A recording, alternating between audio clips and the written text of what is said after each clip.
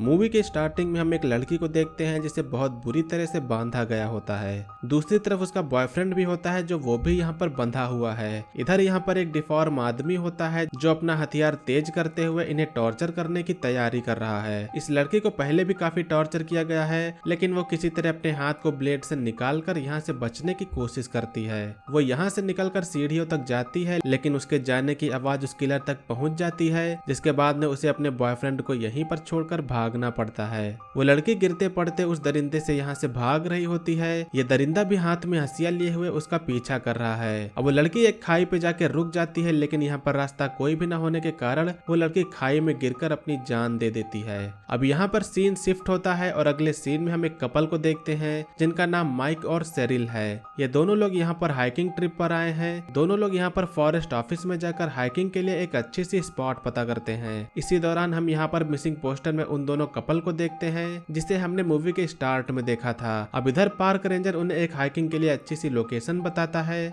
जहाँ पर रेंजर्स भी पेट्रोलिंग करने के लिए वहाँ पर जाया करते हैं। वो साथ में एडवाइस भी देता है कि इसके अलावा और कहीं न जाएं। अब ये दोनों जब जंगल में पहुंचते हैं तो इस जगह पर फोन में नेटवर्क्स भी नहीं आ रहे थे, जिससे माइक अपना फोन कार में ही छोड़ देता है। दोनों लोग हाइकिंग करने के लिए यहाँ से निकलकर उसी स्पॉट पर आ जाते हैं, लेकिन वो यहाँ पर आकर कंफ्यूज हो जाते हैं कि उन्हें अब किधर जाना चाहिए। अब इसी दौरान उन्हें यहाँ एक लेडी मिलती है। इस लेडी का नाम ईडा है। वो इन दोनों को बताती है कि हाइकिंग करने के लिए टिम्बर फॉल्स सबसे बेस्ट स्पॉट है। ईडा यहाँ की रहने वाली है, जिससे उसकी बात मान के माइक और सेरिल आगे बढ़ते हैं। अब दोनों लोग उसी टिम्बर फॉल्स की डायरेक्शन में कुछ दूर चलते हैं। यहाँ का नेचर काफी रोमांटिक होता है, जिसके बाद में माइक सेरिल के साथ में रोमांस करने लगता है। उनके रोमांस करते वक्त अब यहाँ पर कुछ लोग आ जाते हैं। ये लोग एक्चुअली हंटर्स होते हैं और वो इन दोनों से मजाक करते हुए कहते हैं कि तुम सभी को ये सब यहाँ पर नहीं करना चाहिए। अब इसके बाद में वो माइक को अपनी हैंडमेड अल्कोहल ट्राई करने के लिए देते हैं। माइक को इस सबसे काफी गुस्सा आ रहा था, जिससे वो अपनी गन निकालने वाला होता है, लेकिन सेरिल उसे यहाँ पर ऐसा करने से रोक लेती है। माइक अब उस अल्कोहल को ट्राई करता है और इसके बदले माइक को इन्हें $50 देने पड़ते हैं और इसके बाद में वो सभी यहाँ से अब चले जाते हैं। माइक और सेरिल दोनों लोग फिर से अपनी जर्नी कंटिन्यू करते हैं। सेरिल इसी दौरान पूछती है कि तुम अपने साथ में ये गन क्यों लाए हो। सेरिल इससे काफी नाराज होती है, जिसके बाद में माइक इस गन की बुलेट्स को फेंक देता है। अब इसी दौरान यहाँ पर एक रेंजर आता है। माइक और सेरिल थोड़ा हैरान होते हैं क्योंकि इस रूट पर कोई भी रेंजर पेट्रोलिंग के लिए नहीं आता है। तीनों के बीच में यहाँ पर कुछ बातें होती हैं। अब रात भी होने वाली है, जिससे क्लाइड उन्हें रुकने के लिए एक अच्छी सी जगह बता देता है, जिससे वो दोनों कैंपिंग कर पाए।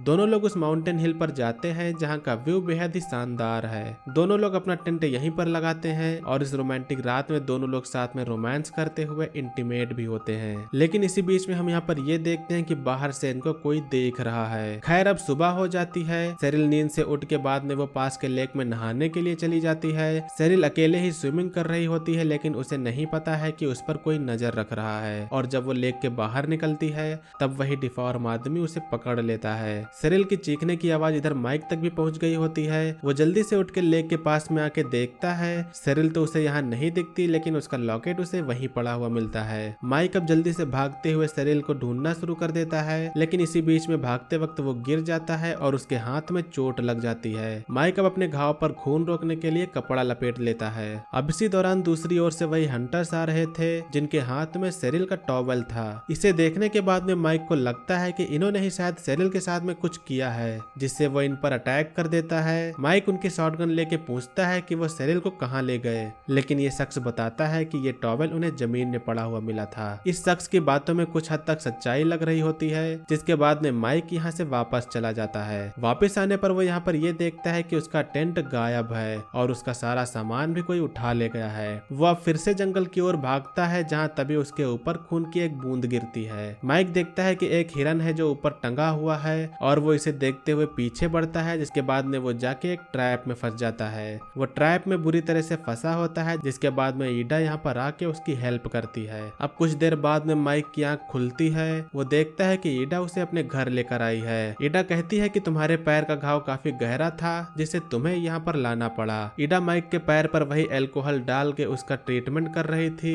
जिससे माइक को काफी दर्द होता है। अब तभी दरवाजे पर कोई आता है। ईडा जाके डोर खोलती है तो हम यहाँ पर ये देखते हैं कि ये वही हंटर है। वो ईडा से कहता है कि वो एक टूरिस्ट को ढूंढ रहा है, लेकिन ईडा झूठ बोल के मना कर देती है कि यहाँ पर कोई भी नहीं है। ईडा अब इधर चाय बना के माइक के लिए लाती है, लेकिन इस दौरान वो माइक को माइकल कह के बुला देती है। माइकल नाम किसी को भी पता नहीं होता है, जिससे माइक जान जाता है कि उसका पासपोर्ट चोरी हुआ था वो इसी ने किया है। अब इसके बाद में माइक यहाँ से भागने लगता है। माइक ईडा पर हमला करके उसके घर के बेसमेंट में चला जाता है। इस बेसमेंट में हम यहाँ पर कुछ अजीब चीजों को देखते हैं। यहाँ पर कुछ नवजात मरे बच्चे बॉटल में रखे होते हैं। माइक फिर सेरिल को ढूंढते हुए आगे बढ़ता है, जिसके बाद में हम देखते हैं कि सेरिल उसे यहाँ पर बंधी मिलती है। माइक उसे खोल रहा होता है, लेकिन तभी यहाँ की लाइट काट दी जाती है। माइक पास की पड़ी टॉर्च को उठाता है, लेकिन तभी यहाँ वही डिफॉर्म शख्स आके उसे पकड़ लेता है। सेरिल तो किसी तरह अपने को छुड़ा के यहाँ से भागने लगती है। डीकन अभी भी पीछे होता है, मगर सेरिल भागते हुए क्लाइड के पास में जाकर टकराती है। सेरिल क्लाइड से हेल्प मांगती है, लेकिन अब हम यहाँ पर ये देखते हैं कि क्लाइड भी इन्हीं सबके साथ में मिला हुआ है। सेरिल को अब दोबारा उसी जगह लाया जाता है और यहाँ पर आने के बाद में ये सभी पहले माइक और सेरिल की शादी करवाते हैं।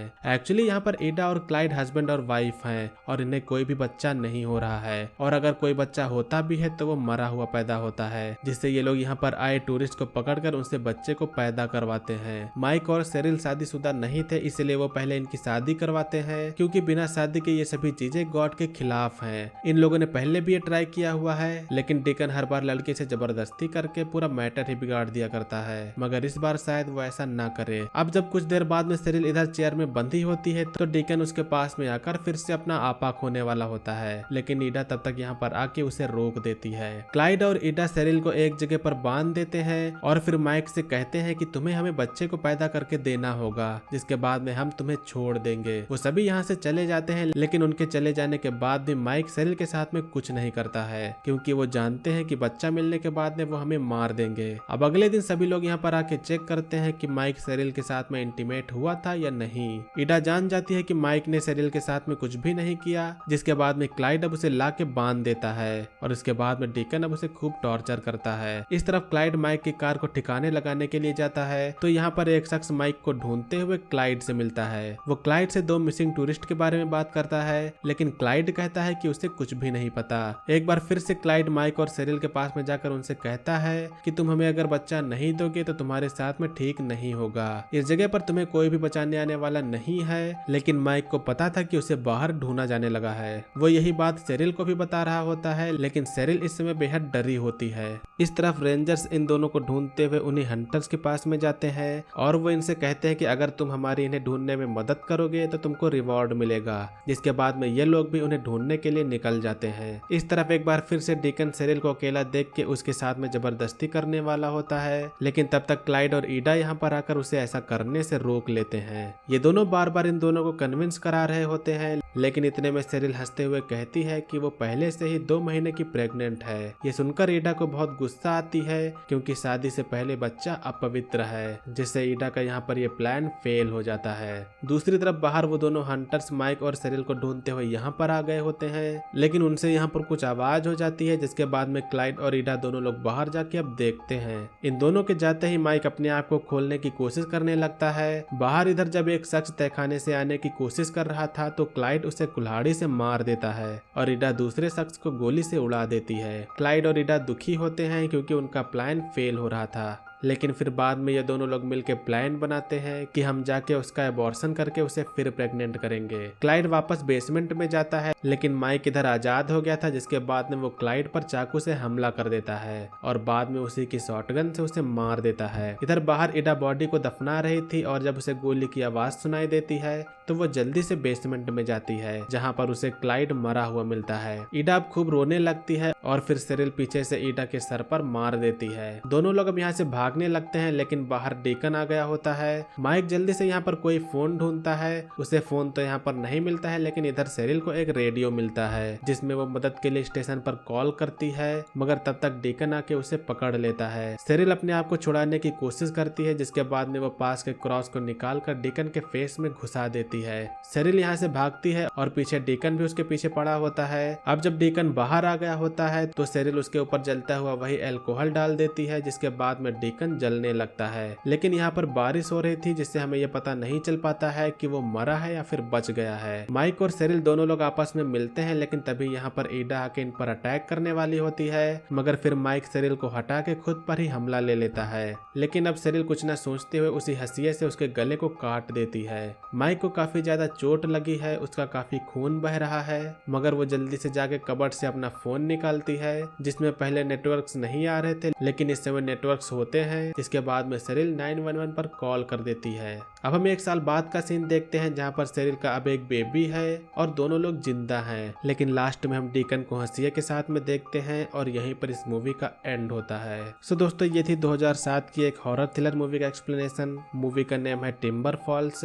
उम्मीद करता हूँ कि आप लोगों ने इस मूवी के एक्सप्लेनेशन को एंजॉय किया होगा। मूवी का एक्सप्लेनेशन अगर आपको पसंद आया तो वीडियो को लाइक करिएगा। चैनल पर अगर आप लोग नए हो तो सब्सक्राइब करिएगा। आज की वीडियो के लिए बस इतना ही, मिलेंगे अगली वीडियो में। तब तक के लिए बाय। जय हिंद, वंदे मातरम।